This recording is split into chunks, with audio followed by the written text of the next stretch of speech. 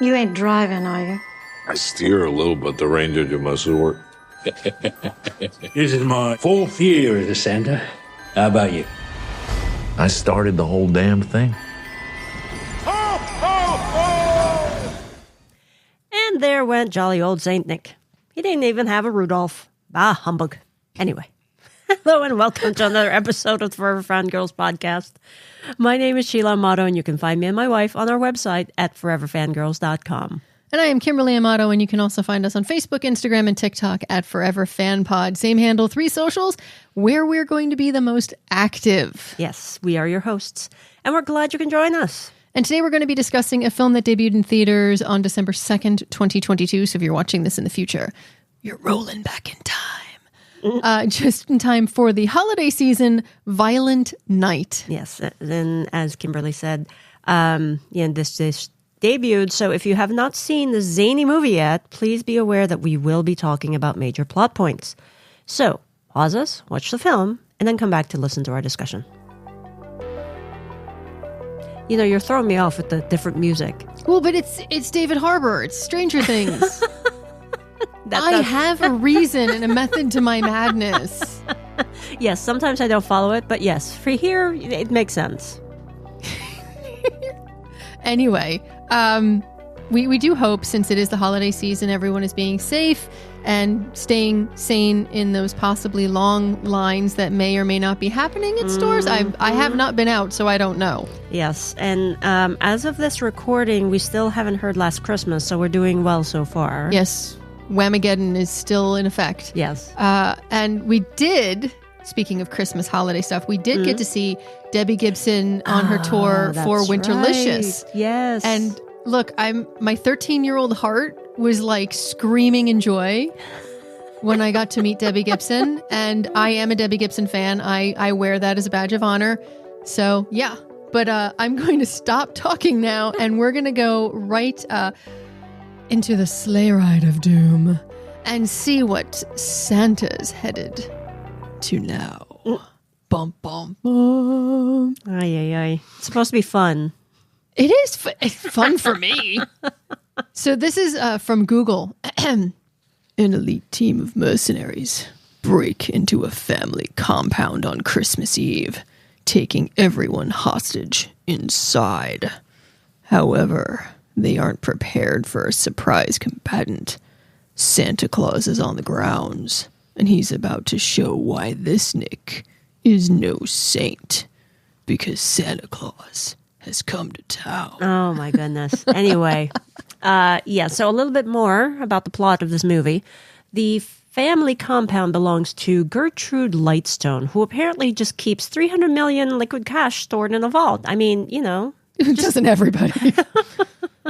Anyway, the mercenaries have staked out the place for months to pull this off, while the Lightstones, they were going to do this heist during the annual Christmas Eve that the Lightstones have. Hashtag the real Santa happens to come by the Lightstones to drop off a gift for Trudy Lightstone, the one who really believes in Santa, and no one else really does. So Santa then finds himself helping Trudy escape the ones on Santa's naughty list. Yeah. So I really want to start changing, dashing through the snow. You only have one leg. Skull Crusher broke you. And now the mercenaries are dead. Oh, my goodness. I'm going to be doing that all show. Okay, so how about let's start the discussion now before you get really too into it? Your songs there. Hey, my jokes are on point. So is a candy cane. Ay. All right, it's going to be one of those shows, folks. Look, okay, I'm just going to start it off and just say it like it is. This is chock full of major tropes. Like yes. Rich family on a compound in Connecticut, mercenaries after the fortune, a relationship in trouble, double-crossing agents, a little girl keeping the holiday spirit alive, people fawning over each other, and what is it? Like they cater to the mom in order to get the mom money. has the money. The actor giving the best pitch deck because that's what they call it. That was terrible. I was dying laughing at that one. Of course you were. That's the greatest gift you can give is a pitch deck, really? Anyway, It's the totally, greatest gift that he could give because it was the opportunity Yes. to. Yes, everybody just sees dollar signs. Oh my God. Look, the plot is predictable. It's completely outlandish, and it's fun. Yes. What I loved about this is that to me, it paid homage to Home Alone, right? In that scene where she's trying to get the bad guys off her trail because they found out that she was hiding in the attic. She meaning Trudy. Mm-hmm. It's hiding up in the attic. And they were trying to get her, and then she just booby-trapped everything. Yeah, and the part where, and it reminded me of Home Alone 2, where the guy, I don't know if he was gingerbread or it wasn't peppermint or brownie or cookie or Scrooge. It's one of the naughty ones. I loved all the names and had no idea who was who and kind of didn't care. I think that was the point. Exactly. He says, the only way these work is if we don't see them. It's like, I'm smarter than you. And just like Macaulay Culkin's character, Kevin, everybody's like, oh, you won't be able to do this. And he outsmarts them by putting things right in his face, letting the bad guy see it. And not seeing the peripheral of... Exactly. Oh. So when they focus on the ladder rung that's sawed in half, first of all, where did the girl get a saw and all these nails? I know, right? But, realm of disbelief, because this movie seriously does not take itself too seriously. Yeah. That's what makes it fun. But when he steps on that plank and then the nail goes through his jaw. Yeah. Or through, the bottom jaw. His mandible. Ow. Yep. And I'm like, oh, that's where I started. I mean, this is the part of the film where everything just went sideways. And it was more like whack-a-mole. And everything was like, okay, this is now way over the top. And when the fun really... for me anyway, it got cringy here, but it was fun. You were cringing and I was going, oh, that's unique. That's such a great way. Oh, wow, look at that. Yeah, well, when the bowling balls started to fall, I'm like, oh. Well, that was, I believe that was also Home Alone. I don't remember Home Alone very well, but I remember like when the bowling ball hit him and then he lands on the mat full of nails upside down. Mm-hmm. Again, where did she get so many nails? But yeah. And it lands on, like he falls on it and they're all in his butt. And my first thought in this was, ow. My second thought was, wouldn't that like damage, like, because again, adult, wouldn't that damage his spine? There's such big nails. Wouldn't that have like severed something? Well, it might have, or it might have just like slightly punctured a kidney. Yeah, but I mean, that's all I kept thinking of. And then when he pulls the really long nail out of his butt and he's staring at it, you're like, oh, he's getting it between the eyes. Yeah. I'm like, it's like, you don't, it's like the person that turns the shotgun around to see why it's not firing. Yeah. It's like, you don't do that. So yeah, I loved that whole scene. Yeah, that was, I liked the Trudy character because it reminded me very much of Home Alone's Kevin character. But I mean, but she embodies like, the innocence of children, right? Yeah. And again, tropish, we get it, but it fit and it had its role to play and it played it. Yeah. David Harbour as Santa. I swear, when he burped, it's like, you could, when somebody embodies a character so much and is perfectly cast that you're just like, if you were sitting real close, you could feel like you could smell it, And be like, okay. Like when he's flying over the bar and the woman's like, oh, in awe. Oh my God, this is Santa who's here. Oh my God, he's real. And then gets puked on. Yeah. It's like, oh, nuts. And that just, sets the tone for the entire movie. Yeah. It's like, okay, this is going to be... Yeah, I mean, but you knew in the trailer what you were getting. So, I mean, when you showed me the trailer, I was like, really? And I was laughing, going, we have to see this. And I have to admit that it was fun going to see this. So it also is interesting because like Santa wants to give up. He's jaded. He's very jaded at this point. And most people always see Santa as this holly jolly person that's like this spiritual thing, right? Created. Mm-hmm. But they make Santa have a backstory. Yeah. So he has human emotions and everything. And we don't know how he became Santa. Right. But so it was an interesting, I kind of like that to show that Santa can also deal with all the garbage that humanity still somewhat deals with because he used to be. Mm-hmm. And the fact that he is, disgusted by, all the greed and all of the materialistic, like what you were saying earlier, I thought that was a brilliant take. You know, like you said, human emotions and all of that. That even Santa, can be like depressed.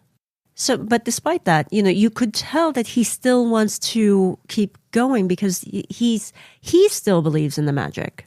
And he right? still believes, like he even tells people that he still does it because there are those kids that still believe in him, right? That have nothing, that still, need him. I think he said it was the phrase. And he was thinking, okay, this is going to be my last year, right? He could have quit right there, and then of course the movie would basically end there. Yep. But he's like, all right, let me do one more year. And Trudy did remind him of that there are still those who believe in Christmas magic. Mm-hmm. So, and that's why and Santa it was an interesting. And maybe this is a good or a cute, I don't know. But the manifestation of Santa is your belief system. So how much you believe in something, how much you want something to exist or be. Now, granted, in a grand scheme of things, you can't just like wish someone to come back from the dead and stuff like that. No. Yes, that happens in this film, but let's be honest. In reality, you can't sit there and pray over someone's grave and have them come back. It's not biologically possible. Right. I mean, I wish that I could fly, but that's never going to happen. Even Santa said to Trudy when she wanted to fly that was a little bit outside the scope of what he could do. Right. But he ended up giving her a kite instead. Exactly. So that she can see it fly. Because when you have faith in something, and I don't care what your faith is in, if you believe in yourself, we'll take that one, right? If you believe in yourself and you work really hard, the opportunities will come to you. That doesn't necessarily mean they're the opportunities you want or how you want them. Instead of making you fly, they might give you a kite to get closer to the sky. Mm-hmm. It does take a village of people believing you to get there. Yeah. So I liked that embodiment. And I also liked that the more Santa didn't have people believing in him, the more fallible and human he became, bleeding, can die, all of these things. That's how what I sort of got out of it. Well, the way I saw it was that he wasn't all magic, right? Something happened to him. We don't know what. But the Christmas, and he even admitted he has no idea how it all works. Nope. He just does it. He just is. And there are certain things that are magical, like the reindeer flying, like his bag of gifts, like his scroll. But everything else about him is human. Other than the fact that he can live like over, thousands of years. Yeah, see, I kind of went the step further because he kept saying kids aren't believing, all they want is cash. So I was kind of wondering if the belief in him, the belief in the essence of him and the spirit of what Christmas is supposed to be was also dying. And if that dies, he dies. Could be. I mean, if you think about the film itself, the family is materialistic and money grubbing and they literally have money to burn. I know. I was like, there's a scene where they're literally burning money. Yeah. And the daughter's only comment is, oh, come on, he's dead. Do you have to burn the money? Right. So even at that point, she's just like, she's still holding on to, it's all about what she could have. Mm-hmm. So looking at that, I was like, okay, it's the complete polar opposite. One is pure innocence and childlike exuberance and enjoying what you have and who you're with. Mm-hmm. Like Trudy doesn't want a gift. She wants her mom and dad back together. Yeah. The innocence of childhood. She wanted to fly. So she had a kite and she was very happy with her kite. Now, literally, he even lifts up lists and it's like cash, cash, cash, cash, cash. It's always materialistic things. Yeah. And it's more, it sounds very jaded, but Christmas is a commercialized, materialistic holiday. Mm-hmm. So the way they display that, as opposed to Trudy and her faith and her innocence towards Santa, it's, for me, I thought, well, there's less belief in him, more belief in the material. Then he disappears. And what do we have left? We've literally lost the innocence and the hope and the goodness about us because we are now focused beholden to the piece of paper that can so easily burn. Yeah. It's the things that can... The things that have no substance. Yeah. That's what I was thinking of. No substance, yep. So that was what I dug that out of Violent Night. Oh my goodness. Anything else? Skull Crusher. I knew you would like that. I loved His Skull sledgehammer. Crusher. Of all the weapons to have, a sledgehammer. I'm like, oh, all right Well, then. but in the same token, I was laughing because the tropes are so obvious. Everything is so blatant that it felt like it was hitting you with a sledgehammer. This film literally is on the nose with everything deliberately. Yeah, So it worked. yeah. That was really funny when he finally had his sledgehammer. It was like, Superman finally getting his strength back. So for me, the biggest theme here, I know that there are a lot of tropes and all of that, and we've touched upon a lot of them. But the biggest theme for me is that even Santa says relationships are a lot of work, and that he himself, he was basically lamenting the fact that he and Mrs. Claus were kind of like drifting apart. Similar to how Trudy's parents have, kind of drifted apart because they just, didn't see eye to eye anymore. It was very realistic to me.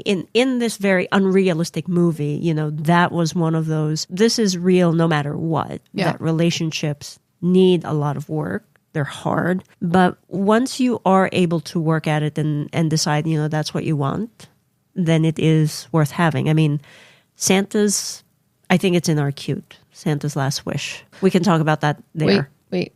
Put a pin in it. Put a pin in it. All right. Anything else? No, I think we can jump into the bad. Okay. I don't think this is a bad, but my wife has put this on the list. This movie has an MPAA rating of R, but some of the scenes were really over the top. Look, it's a gory film. It is a gory film. Yes, that's There's why it's an blood R. dripping off, and unlike Multiverse of Madness, where there's blood dripping off The shield. this is definitely rated well. Rated appropriately. Yes. Speaking of John Leguizamo, I just didn't think of him as like a bad guy. Like he wasn't bad enough for me in this movie. I don't know Really? why. Yeah, it was just maybe it's because every time I see him, I just see like Chichi Rodriguez from Tu Wong Fu, and it just doesn't. I don't know. I've never seen that movie. You what? I've never seen that movie. Okay, that has to go on the list because now I've Oh, seen it's a reverse? I've seen It's the movie that you haven't. Oh my god! So we're going to add it to the, what is our theme that we're doing? It's nostalgia versus novelty, yeah, aka nostalgia versus newbie. We should do a poll and see which people prefer. we can. But that's going to be our series of like movies that one has seen and like really looks back fondly upon, and the other has not. So we'll get into detail with that as we get closer. Yeah, but yeah, for me it was just like I can't see him as anything else. This is bad. Okay, so another bad for me, and this is not the movie per se. Okay. So it's how it was presented, or maybe it's because we usually watch films at home streaming. There were like 10 trailers before this movie. I mean, a lot of it wasn't good. I was like, wait a minute. So, okay, pause for a minute, because I used to work for Buena Vista Network, is what it was called. Buena Vista College Network, actually. It was an area of Disney. I think it's no longer there, but they used to hire college students like me at the time to go to movie theaters and watch trailers and, write them down. And I got paid to do this. Yes, I got paid to watch movies. So the point of all of that was that, there's about 5 or 6 trailers before a movie. If it was a blockbuster, then you maybe have 7. I have never seen where it was at least 10, maybe 11. I lost count. I was just like, oh my freaking God, this is like another movie right before a movie, or a short before a movie. So yeah, I agree with you. There was so many trailers that I literally was done with my M&Ms before the movie started. And I was like, But it did. I remember looking over at you going, how many more are there? Right. Like I said, I was expecting about 6. And when it was more than that, I'm going, whoa, what is going on here?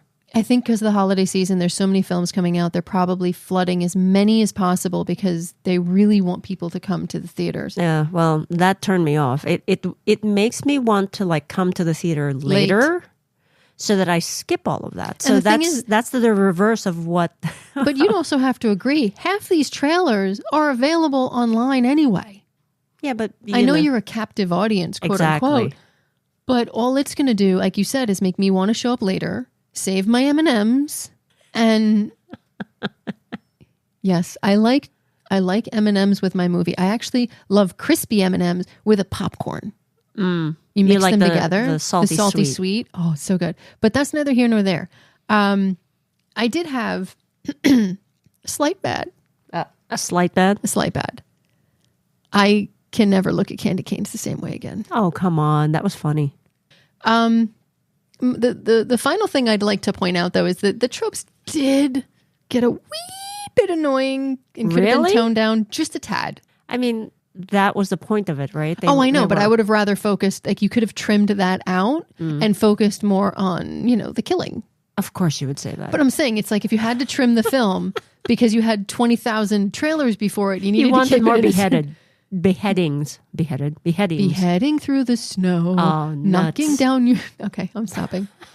Okay, let's go to the cute, shall we? Jingle bell, smack. Can we go to the cute? Yes, we go to the cute. Okay. Santa's getting on with the digital age. I have never seen his scroll being digital before. Yeah, but is it digital or is it just Christmas magic? I don't know. It looked digital to me. Well, but it's not digital because it literally unravels is a scroll. So it's a freaking scroll. Do you think that's digital? Because kids are totally running around with digital scrolls right now and unrolling it. And of course. Come on. Wow. I don't know how it works. It just does. That was a stretch. Oh, come on. That's a stretch. That was funny. Okay, so can we talk about Santa's wish now? Yes, you can talk about Santa's wish. Okay, so Santa's one wish. I was very low. There you go. We're bringing back our pin. Okay. I thought the volume was higher. So Santa's Santa's one wish was to tell Mrs. Claus. I'm saying like this is past tense, like he's dead. Well, he did die.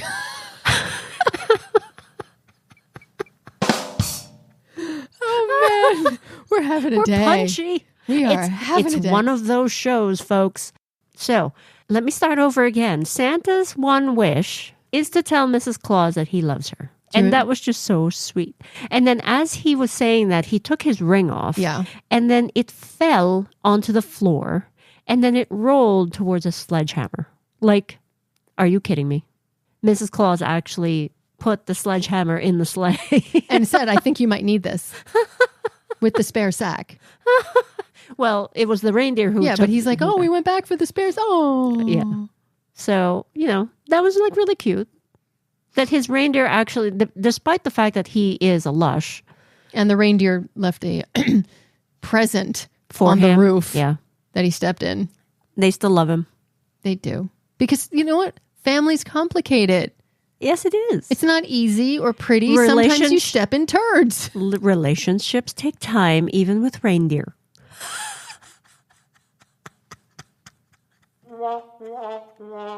Oh, come on. I thought that was funny. Your face, though, when I said that was funnier. This is why we should be recording these on video.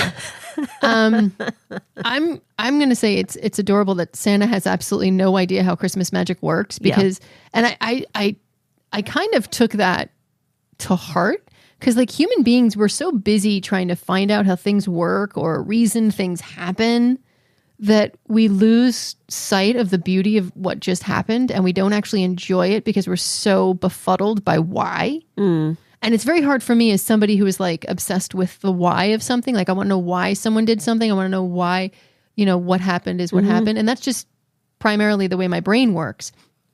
But, it fascinates me that he doesn't even know, but he also, when he sees Trudy and when he starts talking to her, he's just so enthralled by the letters she wrote him. And he's remembering and talking to her and he's filling his heart with not just the whys or whatever, but just the enjoyment of the moment. Yeah. Not worried about what the world is going to think of him or what the world is going to think of you when something happens. Like going to a concert and just enjoying the concert. Yeah. Enjoying the moment you're living in and not worried about giving it to the rest of the world and how they're going to respond to it. Yeah. I mean, when you're talking about the Debbie Gibson concert earlier, I am not as big a fan of Debbie Gibson as you are. No.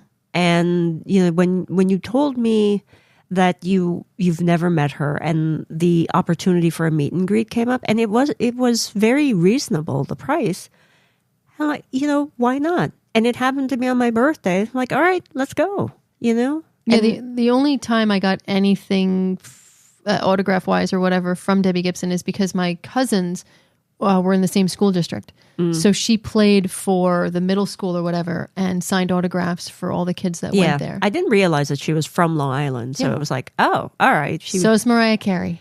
Oh, look at that. So's Billy Joel. Okay. So am I. I am nowhere in the caliber of those, but I like to say we're all from the same vicinity. It's all good. It's all good. Yeah. So, I mean, I tried to enjoy the moment. Mm-hmm. And it's not easy in the day and age of where we want to share everything. And we sometimes get our validation from what other people comment or say, or if a celebrity notices our posts, and we all fall. I mean, we run a podcast. We're deliberately putting these things out there for likes and listens and everything else. So we are not immune to this. But I'm saying it's nice every now and again when I just sit back and I just enjoyed the moment, enjoyed the concert. And yes, I shared images and I shared stuff, but I haven't shared half of what I have because it's for me to keep in. And it's silly things. And, even the people who do follow up, I had a conversation with someone else on the phone after that fact, and they said, yeah, we saw on Facebook, Kimberly's post was like really cute, So they didn't respond to the Facebook, but in a conversation outside of social media, we had that connection, that conversation. Yeah, I mean, social media does expand our reach, and it expands everybody's reach to find their people. But sometimes I even find myself taking a step back and going, you know what? This is just me. I need this. And I want to remember it how I'm experiencing it right now. Which is why I wanted to make sure that you got your solo with Debbie Gibson. Yes, I have a solo photo with Debbie. But anyway. She had to ask my name like 4 or 5 times because she was exhausted. There were a lot of people there. Yeah, there's a lot of people, and she was exhausted. But it was my 13-year-old heart squeed. I was like, anyway. But I just love my Skull Crusher. That's my last cute. Skull Crusher was adorable. That sledgehammer in a sledgehammery way. Sledgehammer. Don't know any other words, but I'm singing it right now. Sledgehammer. Anyway, so anything else? I think it was fun. It was cute. Okay, so I guess that means that is the end of our discussion then. Yes. Okay, so it is now time for our Forever Fangirls rating. A drum roll, please. Better make sure I hit the right button. Oh, that was a little loud. I hit the volume a little too high. Like a sledgehammer, I wanted to get the point across. Oh my God. Okay. We rate Violent Night 4.5 stars. Yay! And we agree on this rating. Yes. Look, I'm going to be very candid. The film is exactly what the trailer says it's going to be. If you're expecting some happy-go-lucky holiday story, this is not for you. But if you're looking for a gory, silly, but still has a good moral to the whole thing, I would run to the theater for viewing. It's silly dialogue, cardboard characters. It felt like they were all done as a way to shine light on the materialistic nature of humanity, and there's never enough. We always want more. I mean, billionaire's gonna billionaire, right? To get to space. But you get the point. We do have a tendency to fill the void with things. So the entire moral here is that Santa's real if you want him to be. Enjoy the spirit of what the holiday is, and don't allow anyone to take that away from you. All right, so I don't know if I can follow that, but here's my take. Okay. David Harbour strikes the right tone with his badass Santa. He bleeped me. Well, you were about to use a derogatory term, and we are, of course, a family-friendly show. Okay. Well, I'm glad you bleeped me then. Anyway, he really does have a very big heart, but don't cross him, or else you'll have to deal with Skull Crusher. and you don't want to deal with Skull Crusher. You don't like me when I'm angry. No, you don't. Okay, so for me, it was a good way to spend a rainy Saturday afternoon to escape for a couple of hours. You know, that is if you can get through the trailers, and I almost didn't. Just show up later. Well, we will next time. Yeah, like 5 minutes. Yeah, because then it might just be just enough. Maybe it'll be like 1 or 2. Anyway. But anyway, that's going to be our show for today, folks. Thank you so much for tuning in. Was there something we missed? Did you see the film and agree with us, or want to just let us know anything, or even want to recommend a film for us to cover in the future? You can leave us a message at speakpipe.com/forever fangirls podcast, or reach out on any of our social channels via direct message, I guess. Mm-hmm. You can also email us from their website, but you get the point. There's a lot of ways to reach out. And in the meantime, if you just hit the little subscribe button so you don't miss an episode, we'd greatly appreciate it. And until next time, stay safe, be kind, and remember, you better watch out, because Santa's coming to town. With a sledgehammer.